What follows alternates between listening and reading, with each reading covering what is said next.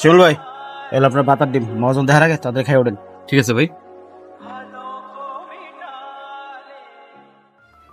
ওই বাচ্চা, ওই তুই তো ওরা বাদ দিছিস, তুই আমার কাছে জিজ্ঞেস করে দিছিস হোটেলটা কি তোর না হোটেলটা আমার?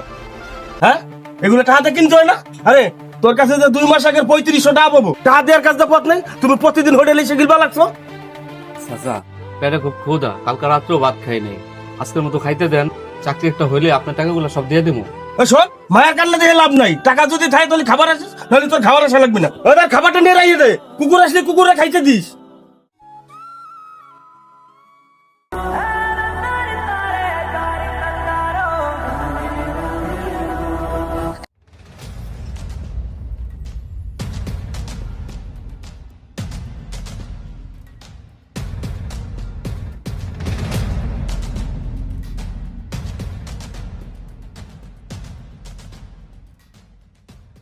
ভাই এই যে আপনার মুরগির মাংস আর ভাত।